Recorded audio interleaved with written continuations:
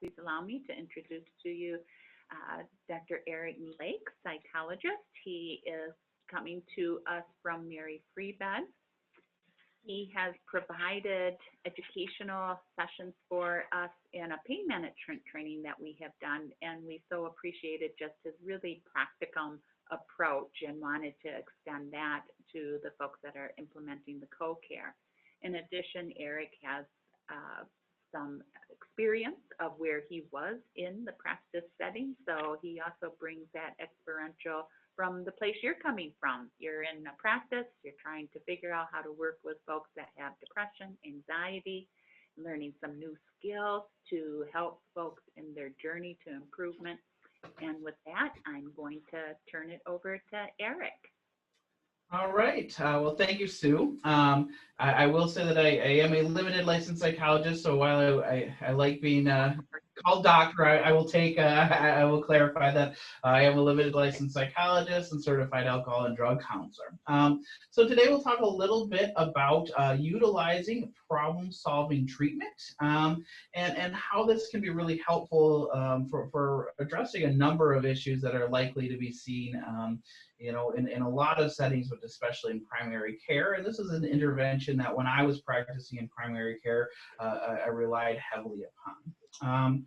So disclosures, I am an employee of Mary Free Bed Rehabilitation Hospital, but I do not have anything else to disclose. Before we get started today, we're going to ask you to do something. I'd like everyone to, if they'd like CEUs for this program, to solve the following equation. And I'm going to give everyone here 2 minutes to solve it. I'd appreciate it if you didn't Google it or use a calculator. So 2 minutes starting now, and feel free to use the chat function if you come up with a solution.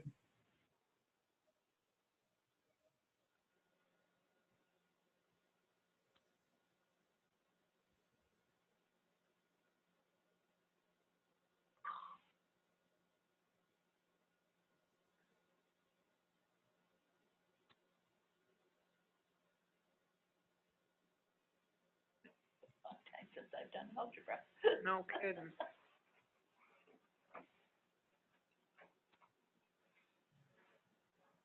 think there's a trick answer.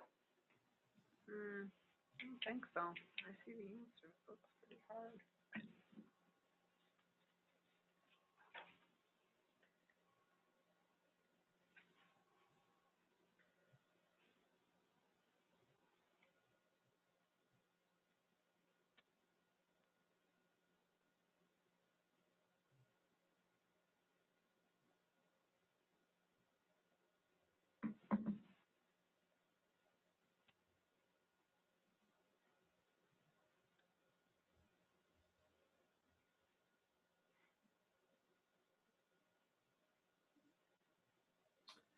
All right, so let's write about 2 minutes. I don't see anyone chatting the answer, and so I'll provide you the solution, and the solution is this. All right, I'm not even going to read it because I don't know that I can. Right? But I like to use this simple example to kind of just think about that process, right? For those of you like myself, I'm a psychologist for a reason, and one of the reasons is I don't like math. Right? I barely got through my statistics courses, and try my best not to do math now. Right? So this specific math problem was actually developed in the 50s, right? That they tried to find this solution starting in, I think, 1952. And it was solved for the first time a few months ago.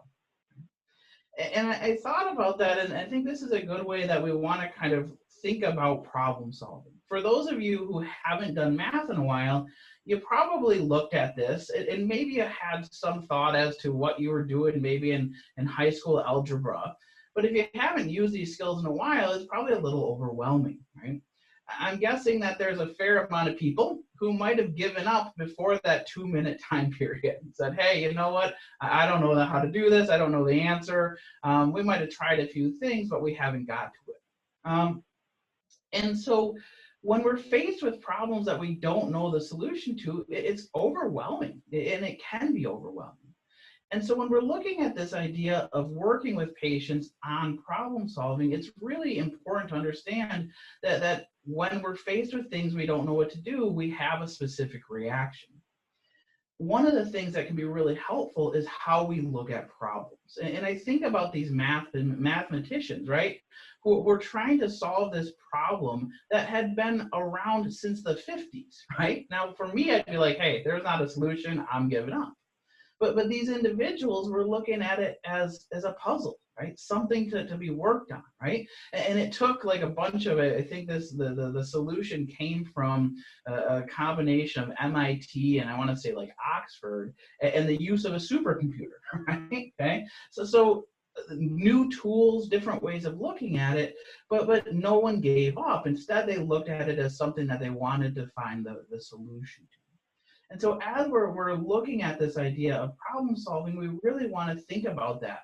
You know, we're not only solving problems with patients, but we're giving them skills to look at their life and the challenges in their life a little bit differently. So why do we want to use this problem solving treatment? Well, we want to use this problem solving treatment because when we can't find solutions to the problems in our life, it's really easy to feel stuck. You know, you might have experienced that just a little bit with this small example of a problem, right, that I just provided. And I want to be clear, right, the CEUs for this course do not relate to that, just so everyone's aware, right? But what starts to happen is when we don't know what to do, we feel emotional distress, right? You know, it's no fun to be in a situation where we're stuck. We also recognize that we oftentimes start to experience behavioral problems. And so these behavioral problems can take the form or many different forms, but we really start to engage or respond in a way that's very unhelpful. And most of those are these maladaptive responses, and we're going to talk about those in more specifics, but just starting to think about what it's been like in situations where you didn't know what to do. The reason we want to use problem-solving treatment is primarily because there's a lot of good evidence that it works, right? So problem-solving treatment has been shown to be as effective as medications in a number of different studies. It has very few side effects. We've also found large effect size when we're comparing to control conditions, right? So this is something that when we implement it effectively, it really can help patients. And the majority of the research has been into depression. There's increasing evidence for anxiety. There's been some recent publications related to post-traumatic stress disorder. But I would largely say that we can use this set of skills for most issues. I know in talking with Sue, she said many of you guys have been doing some training in things like self-management action planning and SMART goals. And really there's going to be a lot of overlap between these skill sets because how we look at problems, whether we're talking about managing things like diabetes or we're talking about pain or we're talking about you know, depression or anxiety, it's really about how do we move, we formulate a plan and move towards action to address it. The other thing that's really valuable as we talk about problem-solving treatment is that it can be implemented quickly by a lot of different providers. This is something that's been studied, and they've really found that most roles can do this fairly effectively in short amount of times. And having worked in primary care, I know that time is something that is you know, really important that we want to consider.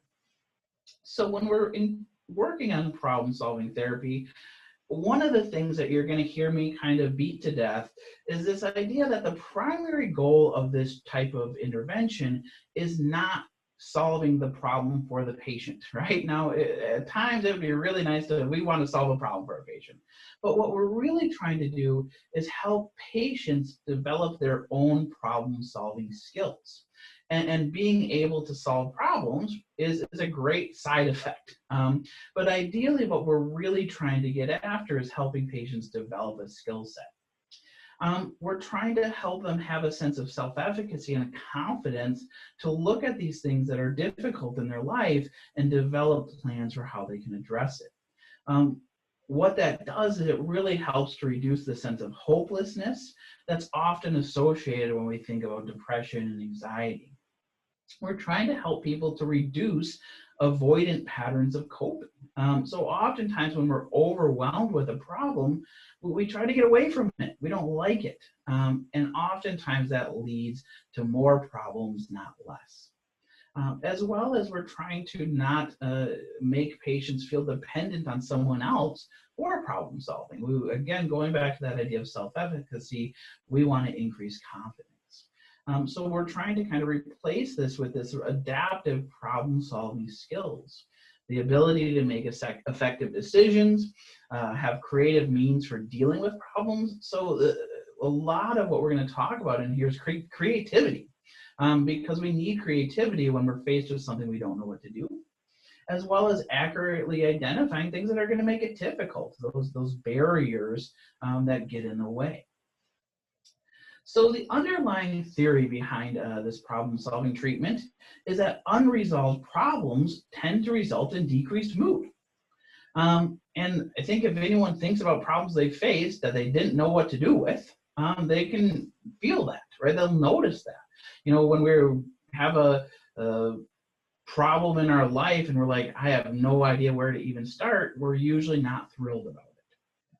And then what tends to happen as our mood goes down, you know, patterns of thinking and behavior tend to actually result in a decreased ability to solve problems, which then makes our mood worse, which then tends to contribute to these unresolved problems.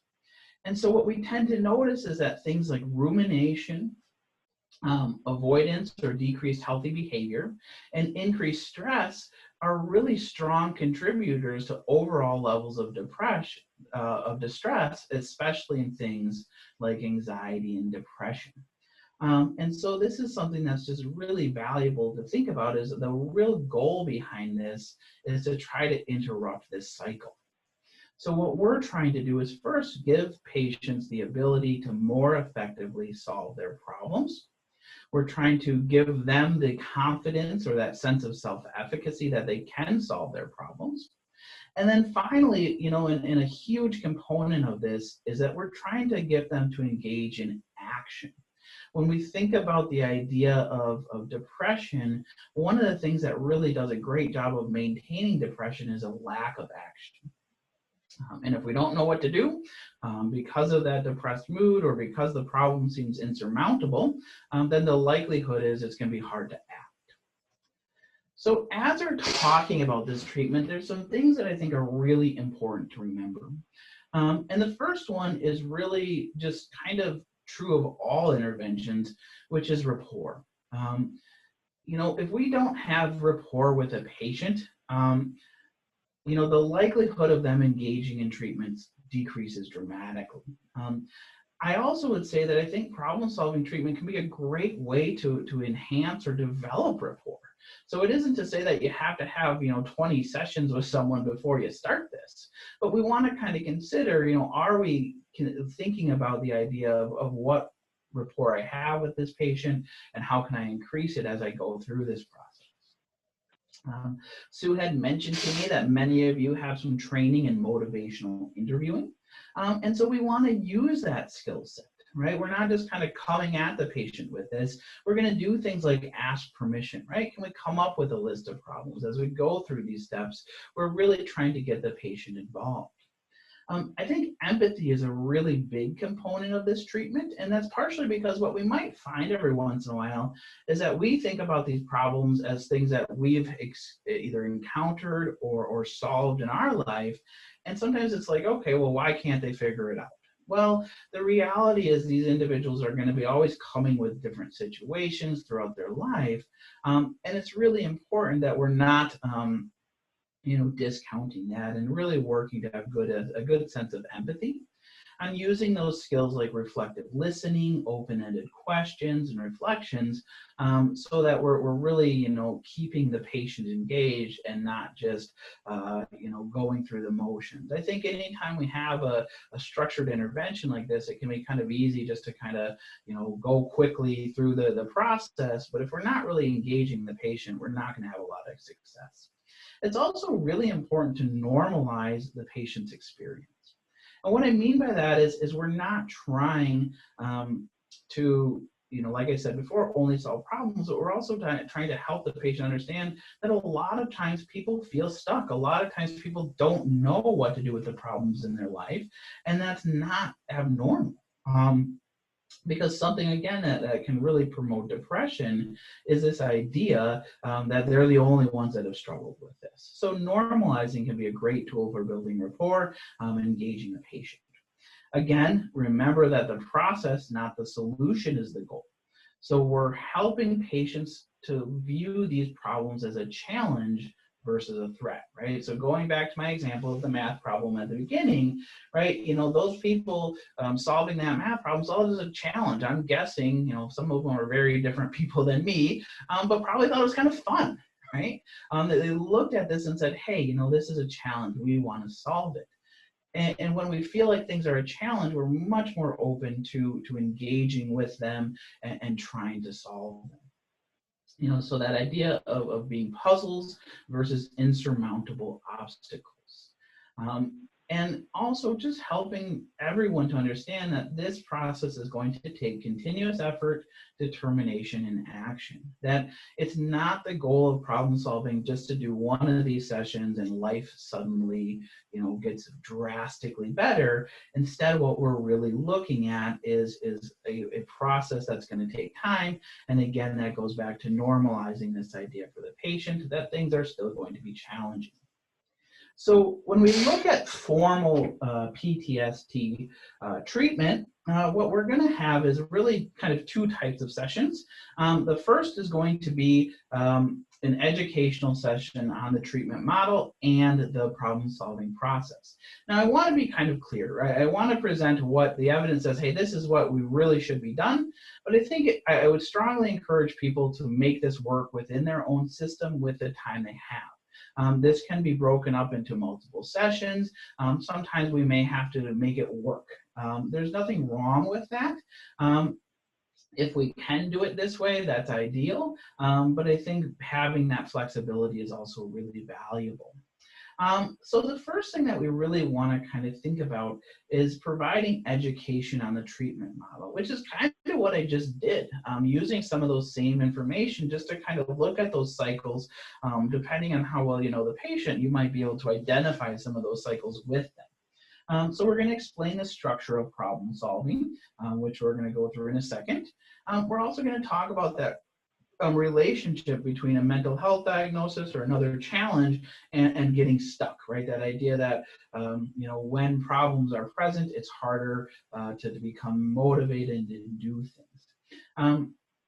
And this is especially important when a patient may also report things like physical symptoms such as pain and fatigue, that we're recognizing that there's this relationship between the problems in their life and the symptomology they may be experiencing. So then we're going to talk about kind of symptoms as an emotional response to problems, right? That depression may be very much related to the fact that a patient doesn't feel like they're progressing or addressing the things that are sources of distress in their life, and reviewing that downward spiral. And what this really does is we're trying to reduce this patient's perceived helplessness. When they can kind of see this laid out for them, we can talk about this really, directly.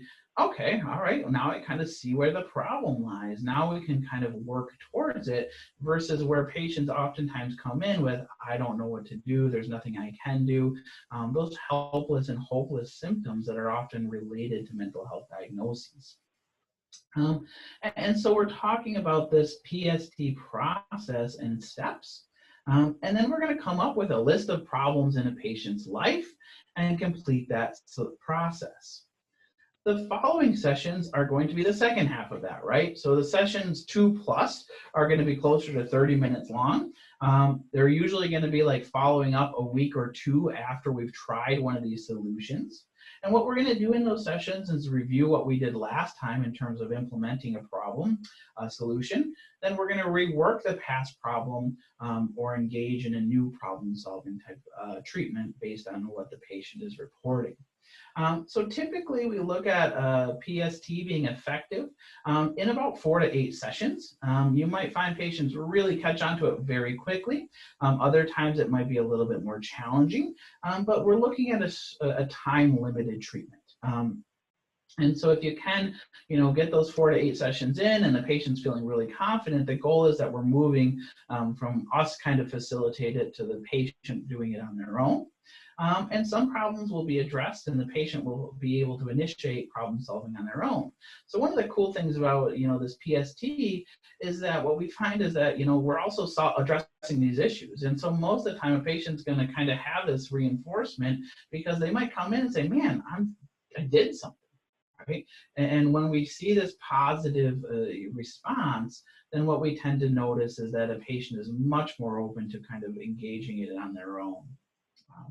So as we go, what we're going to go through now is really this process and break it down. And as we go through it, we're going to use a case study to kind of describe how we do this. So the case study is of Paul, and Paul is employed as a real estate novelist. He's single, and he reports that he never had time for a wife.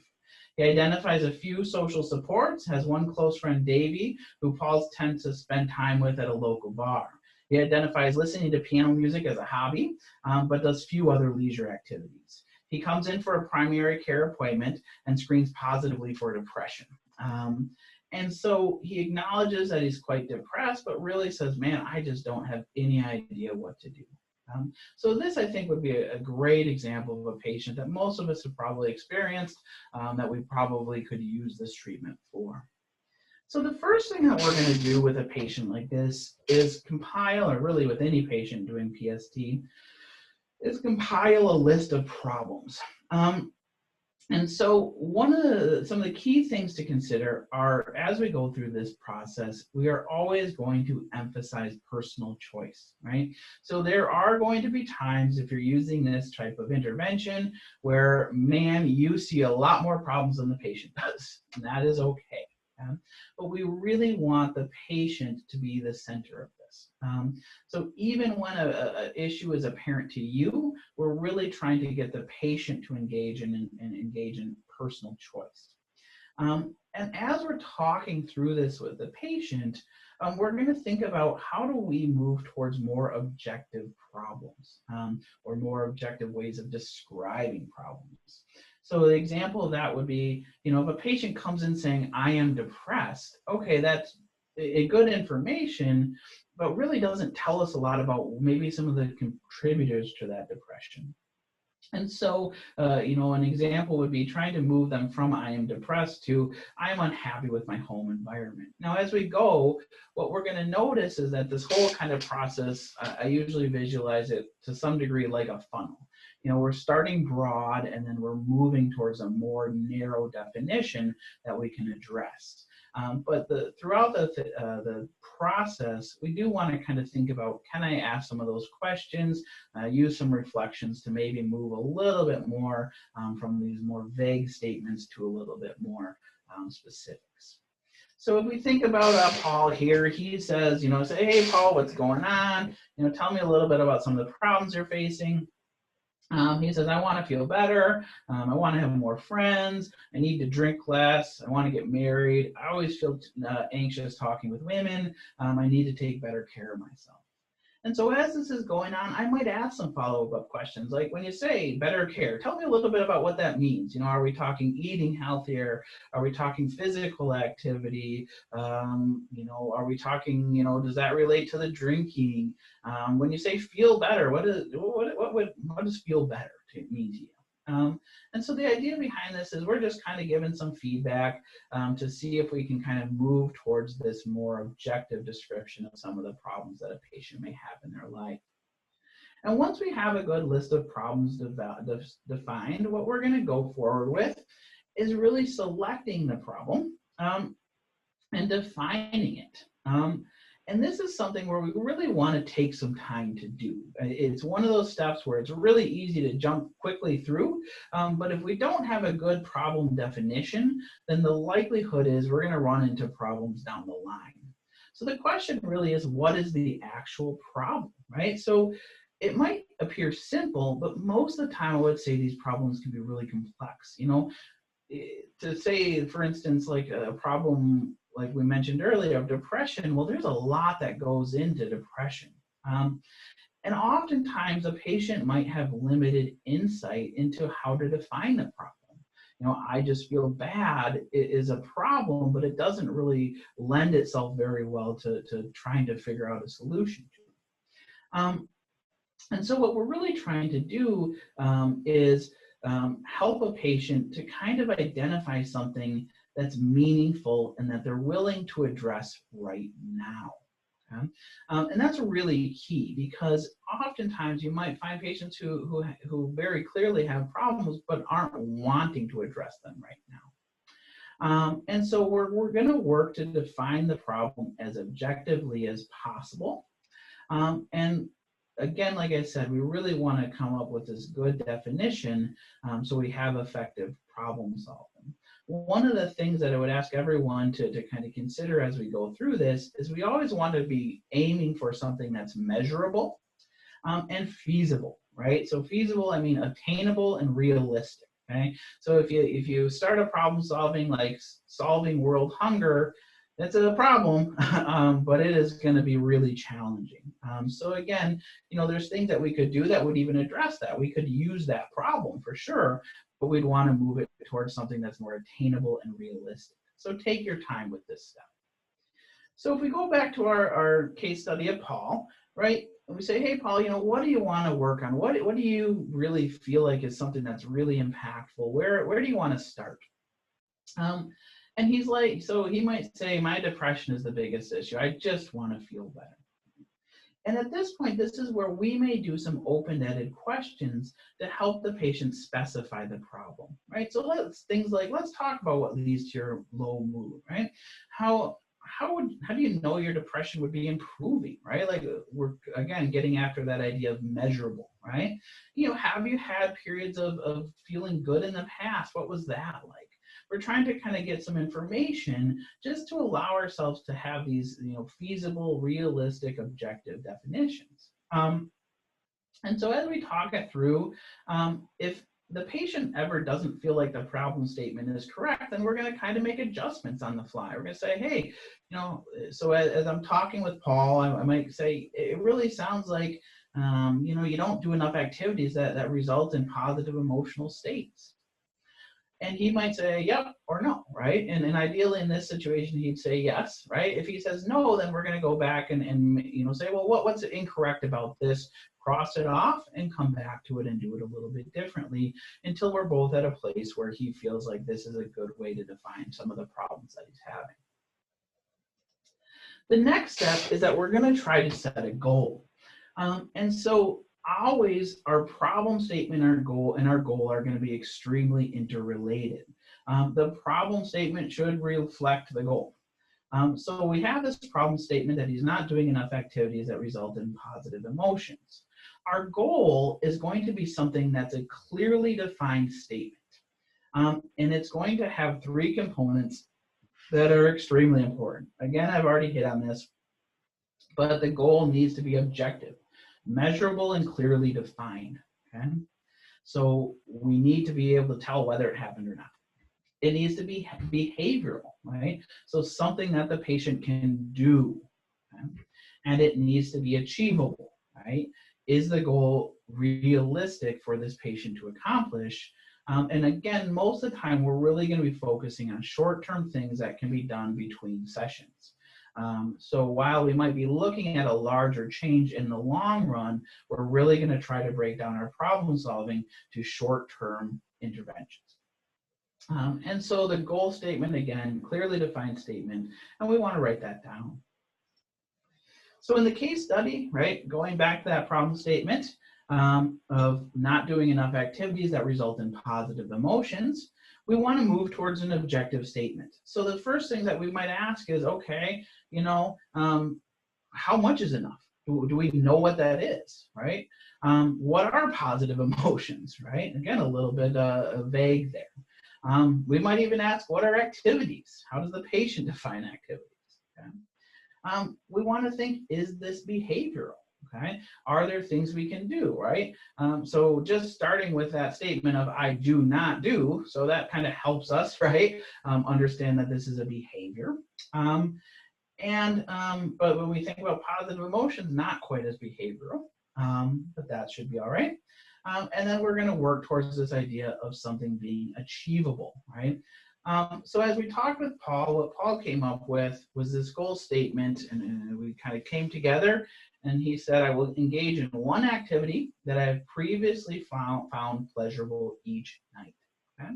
So what we've moved from is not doing enough activities to this more measurable thing of one activity. And we've also, instead of just looking at positive emotions, we're kind of relating it to past experience where we're saying, yep, we found it pleasurable in the past. And obviously, I would say this is something that's achievable. And actually, we'll talk about this later, but we'll kind of rephrase that too. Then what we're going to move towards is brainstorming. And brainstorming is a really important component of this. I have this little cartoon because what we're really trying to do is we're really trying to get the dam to break here. What we're trying to get is as much as possible patient-generated ideas, okay? And as many of them as we can. When we're doing the brainstorming process, there are no bad ideas, okay? The idea behind this is quantity over quality, okay? Throw everything at the wall and see what sticks, okay? It's oftentimes kind of difficult to get this started with the patient because this is a problem they've probably had for a long period of time, and it might be hard to kind of think about solutions. And so if it's a long-standing problem, we might use some of these things like silence, humor, or sometimes a simple question of what else, right? To just kind of start throwing things at the wall. Okay? And you're going to have yourself or the patient write them down. And again, we're remembering that the treatment is the process, and a big part of this problems-oriented solution process is looking at finding solutions, right? Just having things that are actionable behaviors that the patient can move towards. So again, no bad ideas. Let's just see what's out there. And what's going to happen as we go through this, the bad solutions are kind of going to get washed out by the process of problem solving. So we say, all right, so we got this goal statement. Paul, let me hear what kind of things could we do, right? And he might be quiet for a while, and then he might say, all right, well, I can walk the dog. And I might use that technique of, all right, and what else?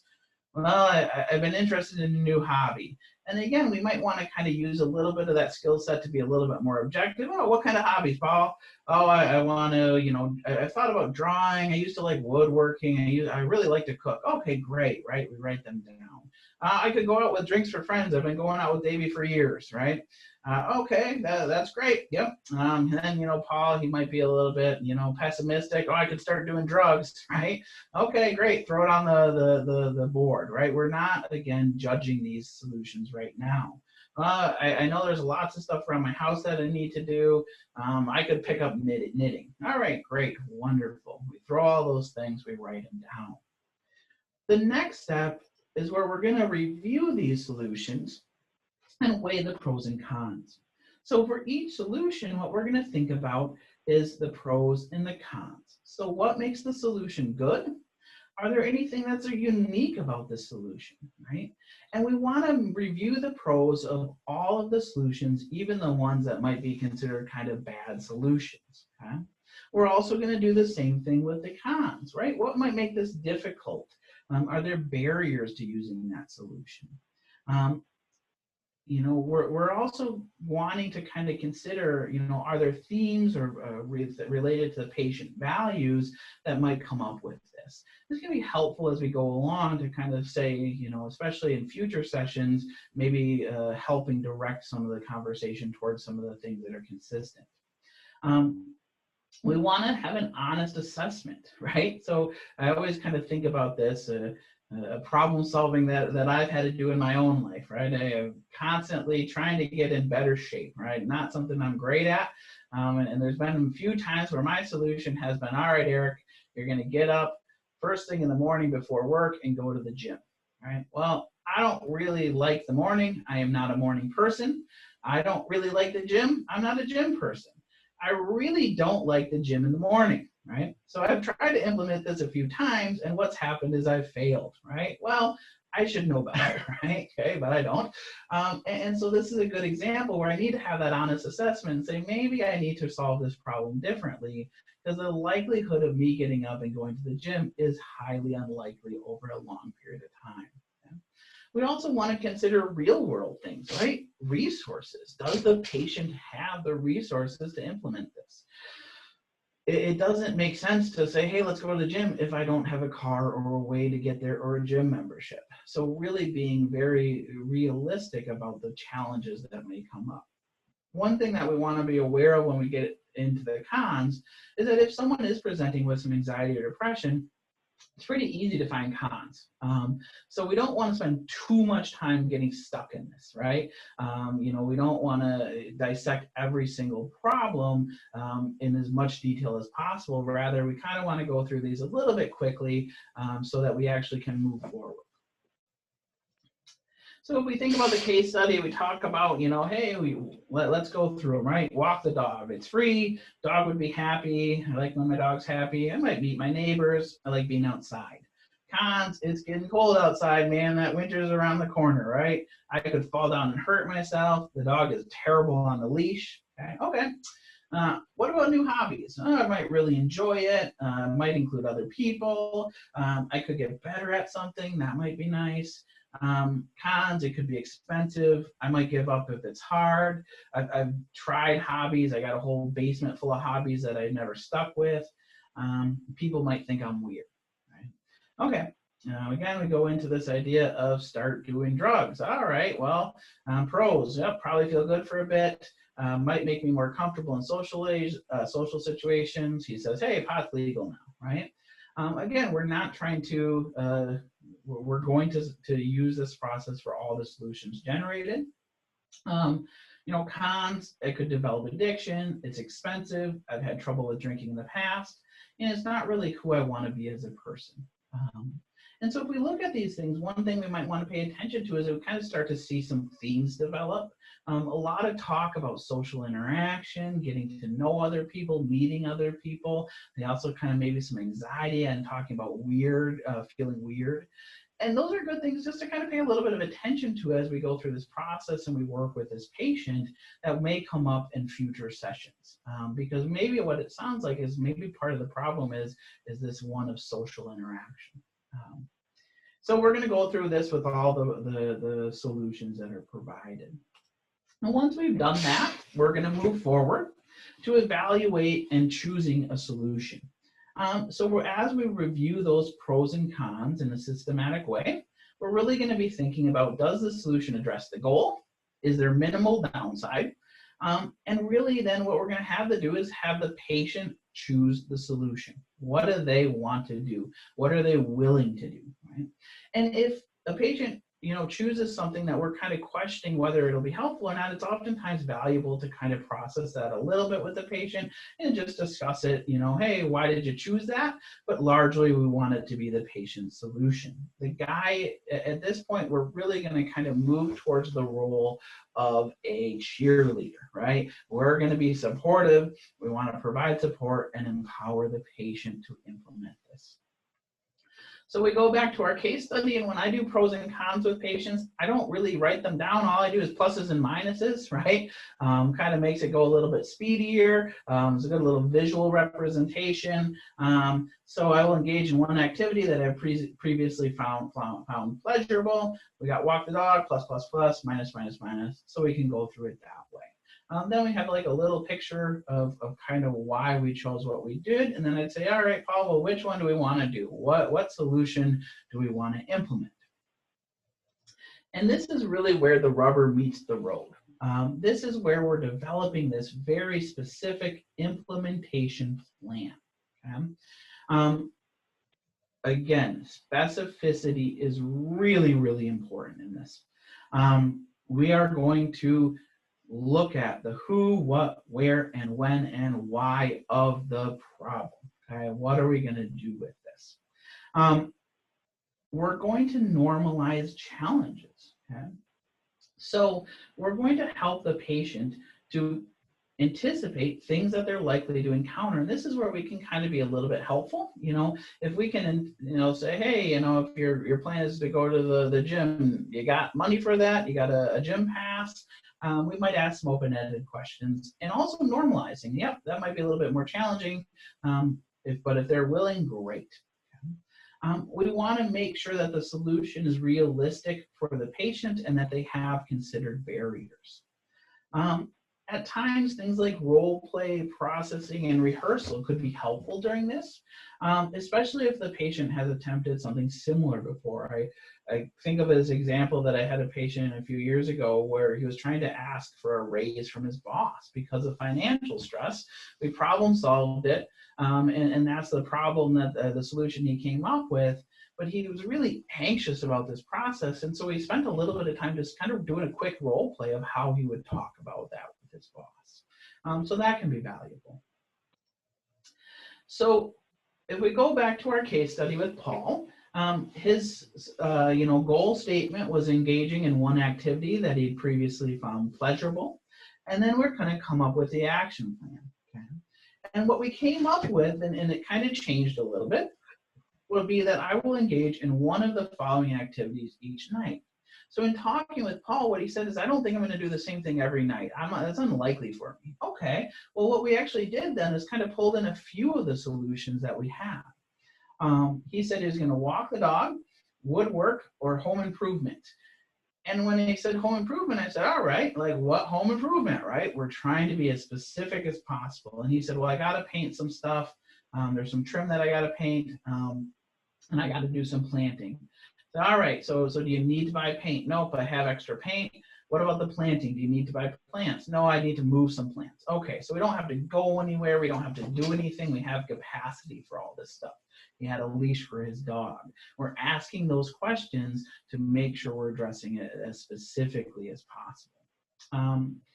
We also are kind of looking at, okay, so initially he said he was going to do something every night. And I said, okay, do you think you can do that every night? And he said, well, Tuesday nights I work late, and then I have to do stuff with my kids, and then I don't get home till like 9:30. And I said, all right, you know what? What's the likelihood of you doing something after that? And he said, it's really low. And I said, well, what if we just did it on days that weren't Tuesdays? He said, yep, that sounds like a good plan. So again, we're kind of thinking about those barriers. As time progresses, we're hoping that the patient does a better job of identifying them, but we can kind of do some support initially.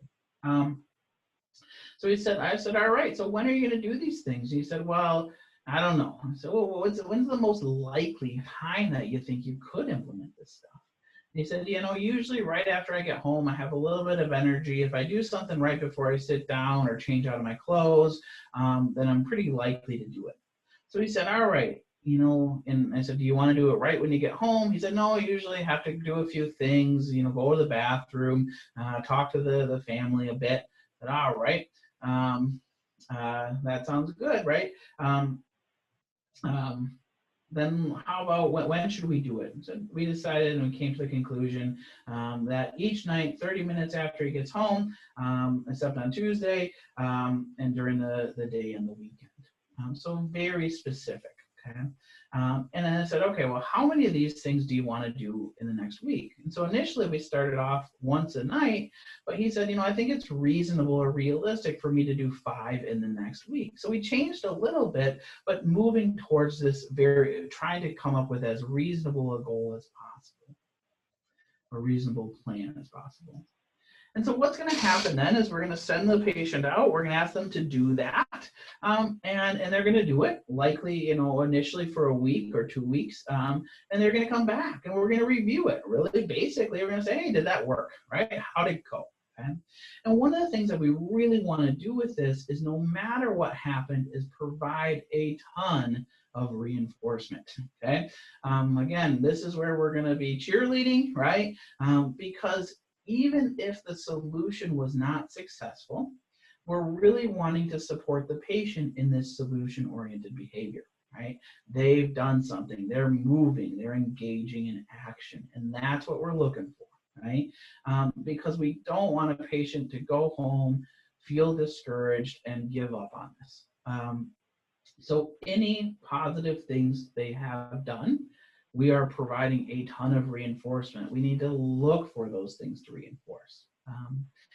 Oftentimes what you'll find is that the solution wasn't successful or it wasn't fully successful, and that's okay, right? So then what we want to do is consider what worked and what was the barrier. And again, this is why the process is so important, because now we know a new barrier, right? Now we can kind of address that, and sometimes what we can then do is use this whole problem-solving process again to address that specific barrier. Or we can kind of go through the same process again with the problem list we have, or the patient may identify a new problem, but we're going to re-engage in that same process. And sometimes if the problem is big, or we know it's a very primary problem, but we've had trouble making headway, then we might want to break down that problem into a smaller solution. If it's successful, awesome. Again, we're providing a huge amount of reinforcement. And then we're going to work on, again, doing the process with a different problem and kind of moving towards trying to get the patient to be more and more active in this process. So we go back to Paul, and Paul returns a week later, and he reports that he completed 2 enjoyable activities out of the planned 5 times. Said, hey, Paul, what happened? What kind of got in the way? And he says, I don't know. And he appears frustrated and defeated. So I'd say, okay, awesome. So you did 2 times, right? Well, what did you do those 2 times? He said, well, I walked my dog one time. I did some woodworking. Oh, that's awesome. How did you get that motivation to do that? He said, well, when I left, I was feeling pretty good. I did it that night. Okay, well, what kind of got in the way in between then? Well, I had a really stressful work week. I was really tired. Okay. So we've got some new barriers to think about. And what we can kind of then talk about is like, all right, let's look at this problem again. What can we do to ensure it? Maybe 5 times was just a lot. You haven't done that much. Maybe we should start off with 2 or 3 times and slowly increase it instead of trying to get 5 times a week. But man, you did great. 2 times, that's awesome. Maybe we can kind of expand. And so again, then we're going through this process again. Some of the challenges that we see that are common in problem-solving treatment is the problems that are really, really complex. And so if you notice a problem that is really complex, what we're going to try to do is break it down into smaller, kind of more manageable pieces. Another issue that's oftentimes reported is unclear goals. Like the patients don't really know what they want. Okay, that's probably all of us to some degree. And so we're going to, again, move back towards that idea of, are we defining things objectively? Are we asking some open-ended questions to kind of get to this idea of objective goals? And we also want to make sure that we aren't moving forward before we have that objective goal, like I said earlier. If patients are unable to generate solutions, right? Use motivational interviewing, open-ended questions. As a psychologist, I remember taking classes on the therapeutic use of silence. It is amazing how much solution generation you can get by just not saying anything. People will fill the silence, right? So it's more our comfort that we have to work on with this. But I will tell you that you can definitely get solutions that way. And if it all else fails, I think that we can sometimes throw out a couple things just to get the ball rolling. As you go on, I would highly encourage us to move from our generating these things to them. Unrealistic solutions, right? So this is where, again, we want to consider them. But our role, again, would be to kind of ask maybe some questions just to help a patient identify some shortcomings. Because sometimes they're not apparent to the patient or they haven't thought it through. And so sometimes we can do that, but again, we don't want to punish or be negative about them. We might just want to ask some open-ended questions. I think if you can do this in a kind of naive way, like, oh, my example of the gym. Oh, do you have a gym membership? Oh, no. Oh, okay. Can you afford one? Or where would you go? Can really help a patient to kind of start to think about maybe some of the barriers that you haven't considered. Again, another problem that we've discussed is when the plan is too vague.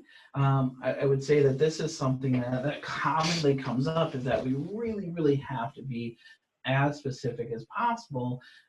A, because then it's measurable, but B, then if it does, we do run into a problem with implementation, we're going to have a good idea of where and potentially why this wasn't effective. So being objective and focus on specificity for both the problem and the plan.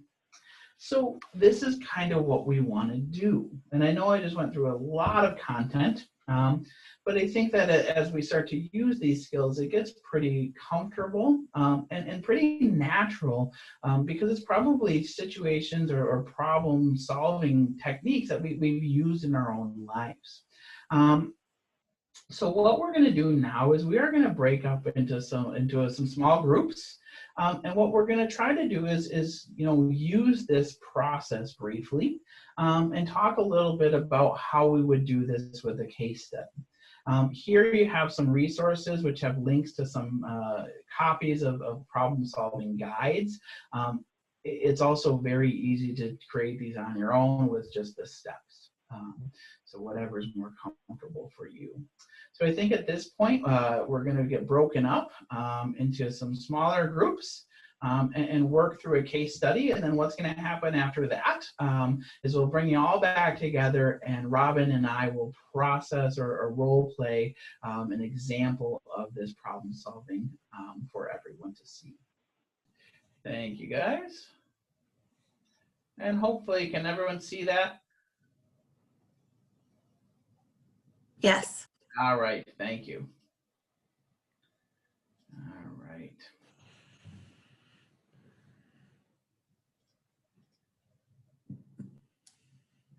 So I'll read through it, and what we're going to do is review this case study.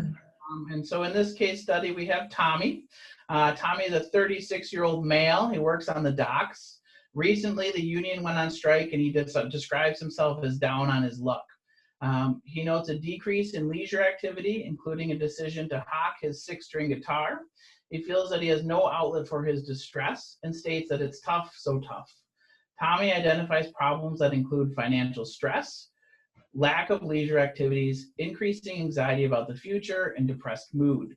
He also reports that his diet has been poor since losing his job, and that he has been gaining weight. So obviously, lots going on with Tommy. What kind of, where would we start with this type of patient?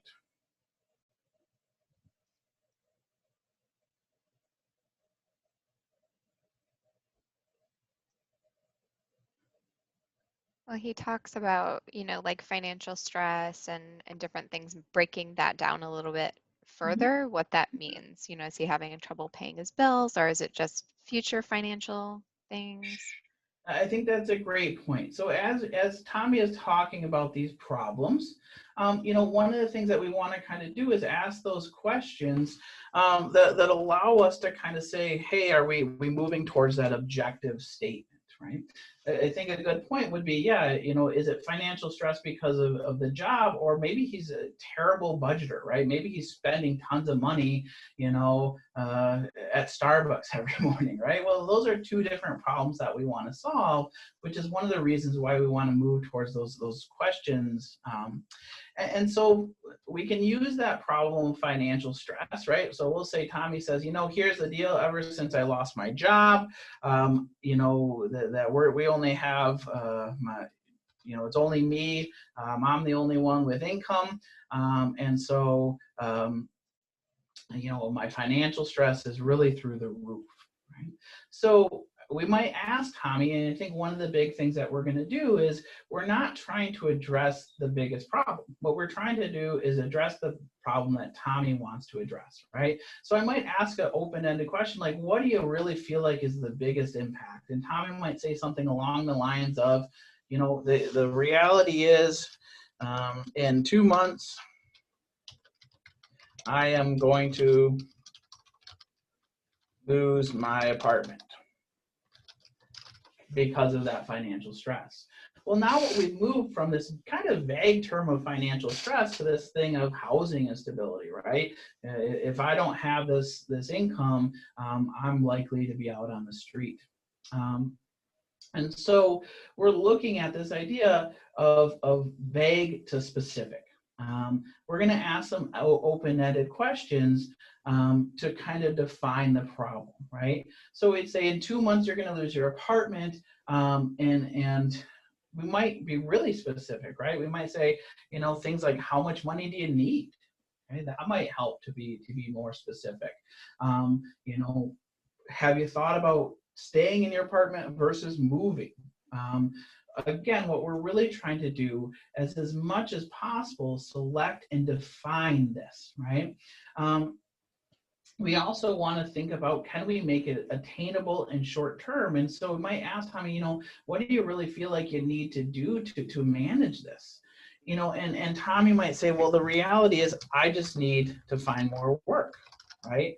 I need to get a job. And so now we've moved from financial stress to housing instability to get a job. And again, we're kind of reflecting this back to the patient and saying, what do you want to work on? And Tommy says, man, I just really need to have some progress in getting a job. So we might then define it that Tommy needs to gain employment in the next 2 months. So in this situation, what we've done is come, you know, from this vague thing, this problem that he's facing, to a pretty specific, and I would say somewhat attainable goal, right? Now we can't guarantee Tommy's going to find work in 2 months, but we have a specific problem. Okay. Now then, what we're going to do is that next step is movement to achievable goal. So what do you guys think we would do to kind of move this towards a goal?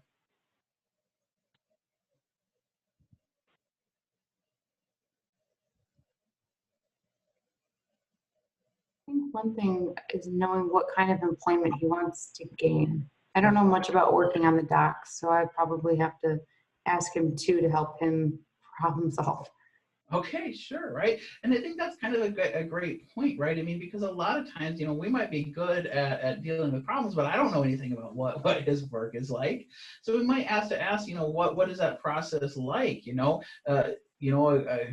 As you mentioned that question, it might be important to kind of say, yeah, is there a role in the union, right? Are they allowing you, you know, you're on strike, what happens to the union, right? If you get another job, right? So there might be things that come from this that really kind of change what we're addressing. And that's why having a defined problem and a defined goal is so valuable in this process. And so let's say we ask Tommy that, and we say, okay, well, tell me a little bit about what you need. And he says, well, right now, because the union is on strike, I can work, I'm allowed to work at any job. What I have a history is pretty much mostly factory jobs and manual labor. You know, what would we do to kind of identify a goal? Where do you think we could go with that?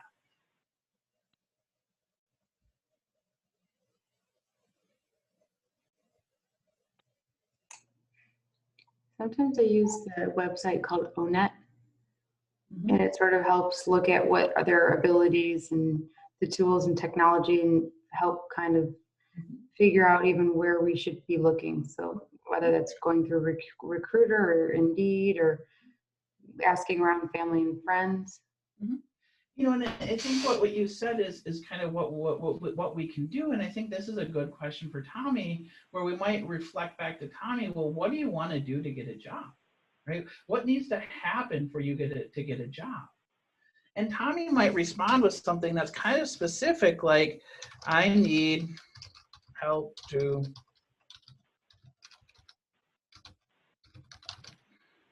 man, I'm spelling poorly.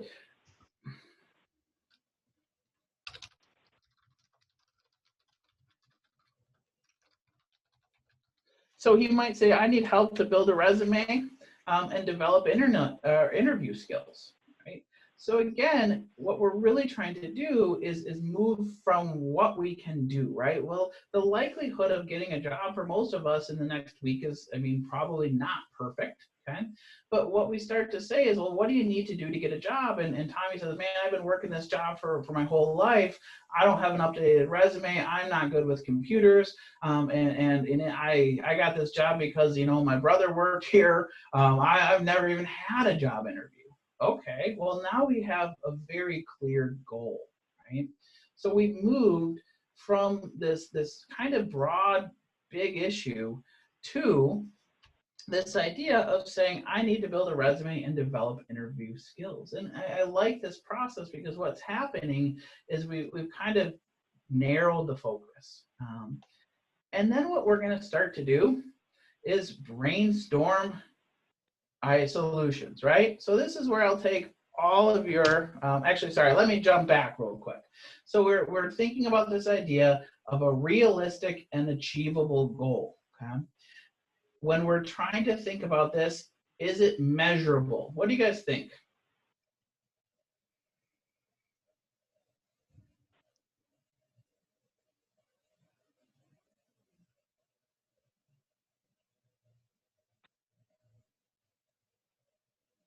So I would say that to some degree it's measurable, right? Because we can at least measure whether or not he has a resume, right? That is a kind of very clear indicator.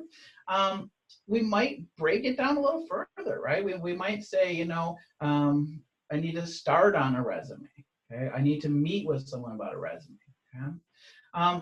Is it behavioral? Behavioral.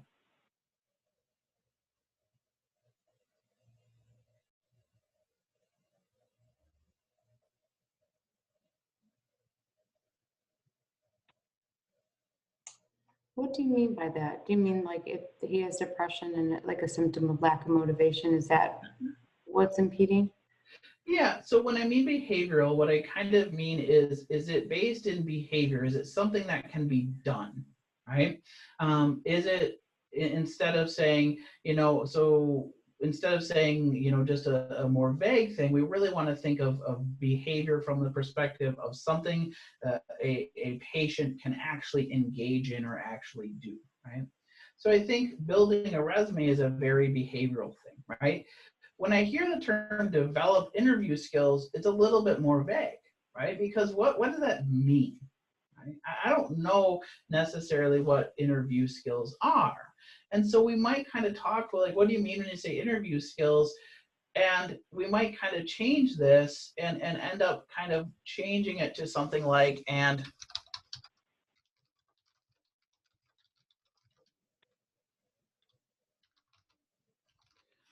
to move towards something that is a little bit more of a behavior, where instead of saying interview skills, we're saying and practice interviewing with someone. Well, this is what I mean when I'm saying behavioral, right? That it's actually something that we can see, right? That's the best definition of behavior that I give. I could tell whether or not he's doing that. Now, if I look at Tommy on the street, I don't know his interview skills, but I can definitely watch him interviewing, right? Or practicing that skill set. What about achievable? What do you guys think? Is it achievable?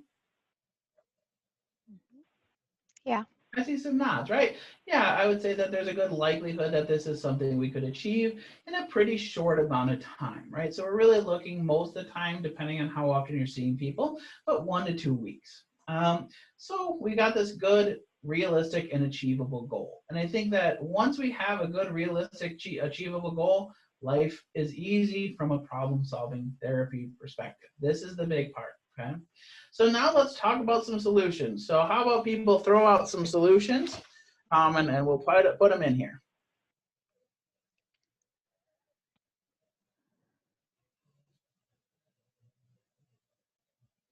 He could ask like friends and family if they could practice interviewing with him. Sure, perfect. What else? Could start listing all of the experience he's had, and from there we can go further with, abilities and skills. And how would he list them? What do you mean by that? Any experiences, I would start very broad, like have you traveled? Have you made new friends recently? Have you just any experiences? Mhm. And what would he do with them, do you think? We would look at them further and try to see what are their transferable skills from there, what he learned from that experience before he did it to after. Yep. And I might say, yeah, and we're going to write them down. Right, yeah. And so as we're doing this in this breakout, this is the same process that I would do with a patient, right? What else? You could look online for examples of resumes or practice questions for interview. Mm-hmm. Yeah. Get contact an employment agency to maybe get like a job coach or something like that to help. Yeah, right. Might be able to contact the union. What else?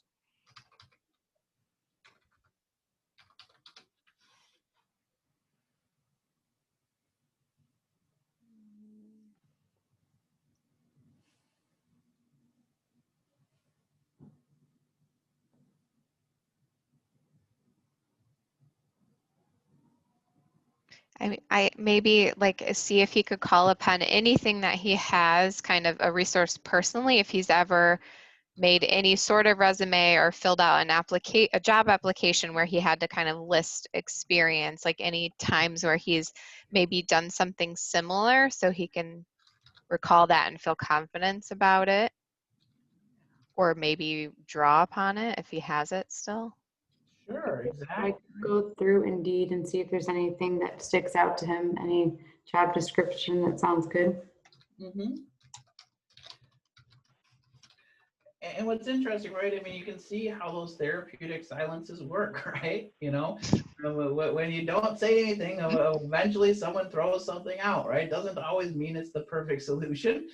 But ideally here, again, we're supporting the brainstorming process because clearly Tommy is coming to us without the solution, right? But most of us, you know, that depression, that anxiety, those things in our life can really, really get in the way from being able to come up with them. But when we're really forced to kind of look at it objectively, what oftentimes happens is the patient's able to generate at least some ideas. So then what we're going to do is we're going to brainstorm, as we've done them, right? We brainstorm these solutions. There's no bad ideas. We've written them all down. We're going to ask Tommy some things, right? We're going to say, okay, ask friends and family for practice. What are some pros to that? It's free, it's accessible. Might be more comfortable. So it's free, it's accessible, it's comfortable. What else? You might get some real feedback. Good, yeah, honest feedback, right? Great. What are some cons? You might not feel comfortable asking. Yeah, I might not feel comfortable asking, right? Tommy might say, man, my family is a bunch of morons, right? Okay. What else?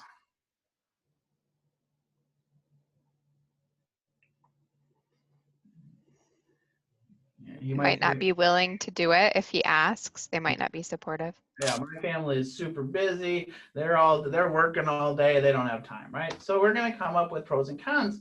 One of the things that we're considering as we're doing this process of pros and cons is to really be careful of the patient who might dive into those cons, right? You might say, my family doesn't care at all about me. They don't want to help me out. Let me tell you about all these issues with my dad, right? And especially when we have patients who are really struggling with some strong clinical depression, that's where we really want to kind of say, oh, yeah, all right, what else? What else? Right else? I think that this pro and con process, you know, we can kind of do a little bit of help in reinforcing the positive side of it and then kind of moving through the cons. In my experience during this process, most of the time, the positive ones are a little harder to come by and the negative ones are oftentimes weighted a little bit differently. So then we might go, you know, jump down here, look online, for example, right? Some pros again. What do you think? You can do it in the comfort of his home. Yeah, right. I don't have to get coronavirus, right? That's a good thing. I can do it in the comfort of my home, right? There's a lot of content for free on the internet. I have access to the internet. I can do it in time limited spots, right? I can do it while I'm waiting for an appointment or, at different times throughout the day. Okay. What are some cons of looking online? Could be overwhelming, maybe. Sure. Yeah, he might say, man, I've looked online and all the content is really, at a reading level that's beyond me. Right? It might be that I just am overwhelmed by all the content that's online, right? I mean, if you Google anything, it's not like you get 6 good results. He might also say, that I don't know if the type of work I'm doing relates to these example resumes that are written. Okay. Right. Let's try one more. Contacting the union. Pros. It could give him some clarity. Mm-hmm. Yeah, what can I do? What can I do? Sure. What else? It may also point him in the direction if he even needs to start looking for another job. Mm-hmm. Sure, right? They might be able to give instruction. Yeah, they might be a great resource. Maybe they could help out financially with other things. Maybe they can give him some like peer-to-peer support. Yeah, they might have programs already set up for this, right? Everybody's laid off. Okay, sure. All right. Cons of contacting the union. It may make him even more resentful and angry. Okay, right. I'm so tired. They're the ones that are put us in this situation. I don't want to deal with. I know the lady who answers the phone. She's never been helpful before. Right. This would be a good one, I think, where you could easily get off base. Right. Oh, that stupid union. They're the reason I'm going to be homeless. Right. All right. Yep. On to the next one. So we go through this, right, and have a few pros and cons. We would go through this whole list when we're doing it. And then what we're going to do is we're going to go to choosing a solution. And when we're choosing a solution, what we're going to do is we are going to utilize Tommy, right? What do you want to do? Okay. So this is where we have to kind of put our clinical judgments in the back seat, right? Because you're going to have times where the patient or the person you're working with doesn't choose a solution that you would choose for them.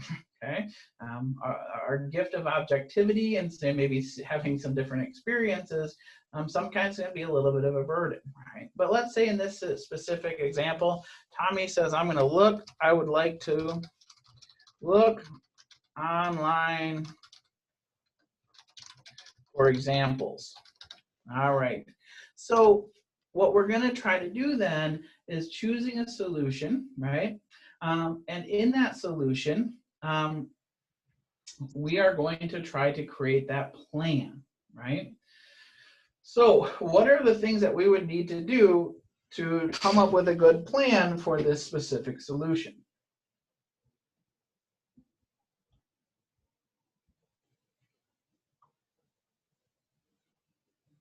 Wait, ask that again? So how would we transition this statement? I would like to look online for solutions or for examples to a specific implementable plan. I might ask, like, what are the days of the week or times of the day where he's most motivated to structure Yep. I really liked how you said that, most motivated, right? So when are you most likely to be successful with this, Tommy, right? And Tommy might say, I think 30 minutes. I'm usually most clear and most motivated 30 minutes after breakfast, right? And that's usually also when I'm kind of anxious. And so that might be a thing that helps us to kind of clarify that and go from there. We might, just one moment.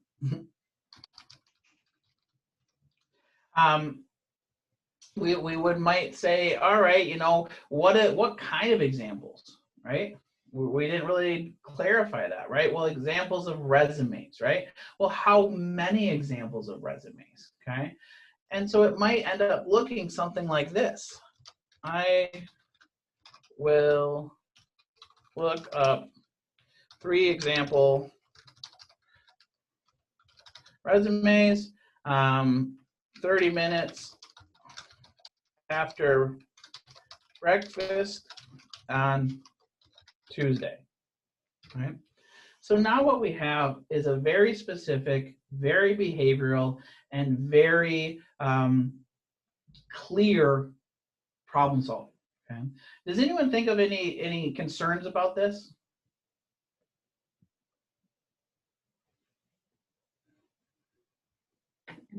I think we have to go further with look up. Now Okay. that we have 3 resumes, then what? Sure. So it could be search on Indeed.com, right? Or some other type of specific thing on Tuesday and print them out. Okay.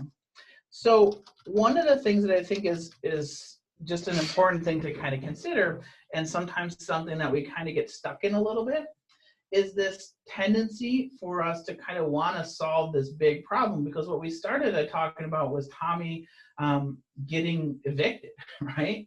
And here all we have him doing is looking up examples of resumes. Now, I think this is something where we have to be a little bit careful, because if Tommy does this behavior, the likelihood is that we've had a really good solution, okay? We might want to increase the frequency of seeing him, or maybe even come up with a couple problem solvings to kind of move him forward a little bit. But we don't ever want to shy away from small solutions, okay? Because right now, Tommy's probably not doing much at all, right? So the idea, again, behind this isn't necessarily solving the problem or giving him a house, right? And instead what it is it's saying, okay, let's problem solve, let's move towards a solution, right? Now the next time Tommy comes in, we might try to make that problem a little bigger, right? Okay, we might be 1 more week closer to eviction, but again, we really want him to have success with this, okay? And so sometimes I think what'll happen is we as clinicians say, that's a really big issue and we really want to solve it for you. Well, if it's a huge issue, the patient may feel overwhelmed, and then we may not get any progress out of it. So we're going to be moving back into our larger group in just a minute here. Does anyone have a question, thought, comment? I'd be curious to see like what this looks like for maintenance. Like how do you do like a self-management maintenance plan? You know, it really is the same process. You know, you're looking at what are those barriers. You know, you might, what would happen is maybe Tommy comes back and he says, yeah, I didn't do it. Well, why, right? Well, he says, okay, I was too depressed. Okay, well, now we're into another thing, you know.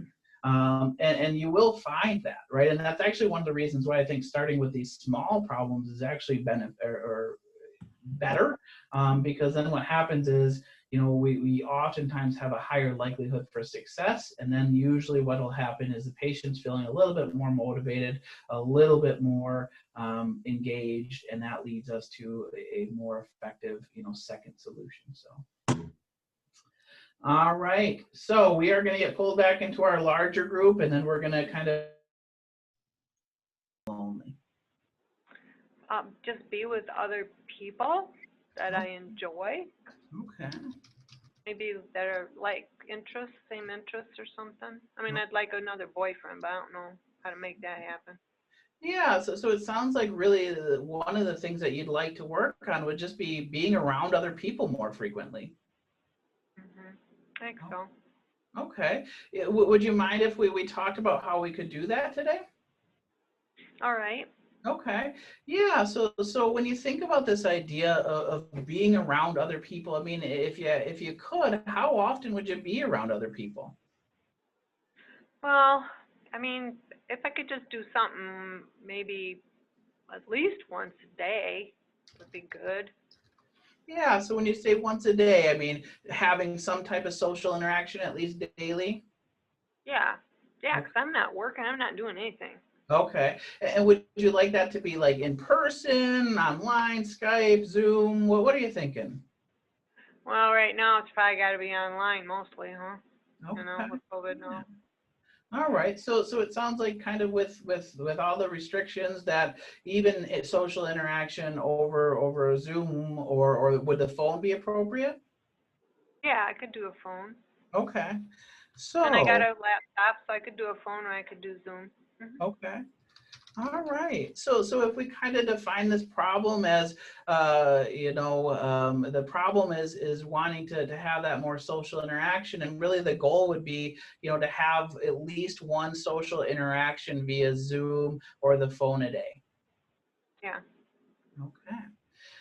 And so tell me a little bit. I mean, do you feel like that's something that you'd be capable of? I think so. Mhm. I've And used Zoom a lot of times. okay, I was know how gonna to- say you're familiar with that, huh? Oh, yeah. Yep. Okay, yeah, me too. And you said you have a phone. Do you have an internet connection? Yeah, I do. Okay, great, great. Okay, and so when we're starting to think about this goal of wanting to be around people, or interact with people via Zoom or a phone once a day, tell me a little bit about how we could make that happen. What do you think could be done? Well, I mean, I think I have the way to do it. I'm just not sure who to connect with, maybe. I'm not Yeah, sure that about. can be kind of challenging. Can you give me any ideas of who you would be able to reach out to? What would be some options? Well, I do have some family that live in California and some friends from So there. so California family might be an option. What else? Um, I maybe former coworkers. Okay, okay. And what else? Um, I don't know. Okay. Yeah, it can be kind of challenging. Have you, had any friends from school, anything like that? No, not really. I Okay. guess the people I worked with, maybe my sister. Oh, you have a Um, sister. Okay. yeah. Yep, she's one in California. Those Oh. are the main ones I can think of. Mhm. Yeah, how about any other social activities that you've done in the past? Have you ever been involved in any groups or any online groups or anything like that? No, but I used to be a chef. I cook. Like Okay, to cook. sure. Okay. So yeah, maybe I don't know, are there any chef online groups, forums, message boards, things like that? I don't know. Okay, maybe we could look into that. Okay. And so we would, as we were doing this in real life, we'd probably continue to expand that for a little bit. But I would go in and move forward to kind of say, all right, so we've got some ideas here in terms of who we could reach out to. And you said, that you would like to do this once a day. How reasonable do you think that is? I mean, are you pretty open to doing it once a day? Right now I am because I'm not doing anything. I don't do anything. Sure. Yeah, so that'd be a great thing to get you doing stuff again. So let's think a little bit about this. I mean, of the things that you've listed, we have the first one being reach out to family in California. You know, we want to go through some pros and cons of that. What are the benefits or the pros of doing that? Well, I miss my sister, and so it'd be a pro to Mhm. to do that, reconnect with her more. Okay, Um, so we could reconnect with sister. yeah. What A else? con of Yeah, the kind of that I don't know. Well, let's Maybe, stick with the pros real quick. What other pros might there okay. be? Of reaching out to her would be, yeah, we have fun together and we have a lot of same interests, so that would be good. Okay. So have fun, save interest, great. And you mentioned a con. What was the con of that one? I don't know, it's a time difference and I don't know like when she works and stuff. Okay, so don't know her schedule. Yep, definitely different time zone. Sure. How about reaching out to some of those former coworkers? What would some pros be of that? Well, I don't know if they'd like to reconnect or not, but there were people I had some closeness with when I saw them at work. Okay, yeah. So yep, you were close to them. That's good. All right. What other pros are there? Maybe they feel isolated. Maybe they Oh, wanna, maintain a friendship again, maybe. sure. Yeah. With all that's going on in the world right now, I imagine a lot of us are feeling pretty isolated. Any other pros you can think of? Well, they might be more local, so later, like, you could maybe do something face to face, possibly. Sure, yeah. When the world starts to come back together, we might even have some opportunity for some more actual in contact intervention, or I mean Yeah. discussions. Great. What Yeah. else? What other? Well, some similar interests. Well, it was all in restaurants, so it's all restaurant work. Yeah. Any cons that you can consider with that? I don't know where they're at, how busy. Not Mhm. sure. I guess Sure. I'd have to pick a couple. You Okay. know, Yeah. Would you feel comfortable reaching out to those people you haven't talked to in a little while? maybe one or two. Okay. Okay. Yeah. So that's great. And what we would then do is take that time, come up with the solution, and really try to identify a very specific and objective solution. So if you had to choose one, Robin, what would you choose? Well, it would be easiest for my sister because I know she would receive.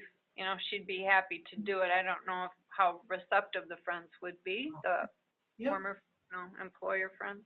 Yeah, so what we would then do is we'd identify and come up with a very specific plan for that. So I'd want to know that we already have identified that Robin has a phone, that she has access. We would maybe talk about when she would reach out, how frequently. Is this something she's going to be doing every day? The likelihood is we might not have her reach out every day, but maybe we could transition that goal a little bit to once, a week or a couple times a week. And we'd ask Robin, when are you going to do that? Right. And ideally, we'd have, Friday afternoon at 6 p.m., I'm going to reach out to my sister. And then what we would do is we'd say, all right, Robin, are you willing to do that? Yeah, I'll give it a try. Good. And we'd send Robin on her way. She would implement that and then she'd come back. And that's what we would do for that process. And obviously, we just did that in a fairly short amount of time. Yep. Good. Thanks, Eric. That's helpful. Yeah. Any parting words for the group and thinking about the problem solving and the process? No, the only thing that I would say is that I think that when this was first presented to me, it seemed kind of straightforward. It seemed kind of simple. And it is something I use regularly in my clinical practice. And it is amazing how powerful it can be, especially when we're looking at helping a patient who has some depression, who has really struggled with implementation of or addressing a problem actively. And so I would strongly encourage you to use it. It goes smoothly, and it's not necessarily something that's overwhelming, right? It's no matter what you do, you usually come up with a solution and can kind of then give a patient, and they're leaving with something that they feel fairly positively. Right. Good. So I appreciate everyone's time. Thank you so much. So sorry for going over a bit. No, that's fine. And I did put the link for the Survey Monkey, so make sure you click on that and complete the evaluation. And that will then bring you to a link for your certificate. You'll want to print that or save that. It won't have your name. That's okay. It's the certificate. If you want to put your name on it, you can print it, and then scan it back to your document to have that. Any questions for Eric before we leave? Right. Some new skills, takes a little practice. You'll chunk off one step at a time, get comfortable with that. And again, thank you, Eric. Really appreciate it. Yeah, thank you so much for your time, everyone.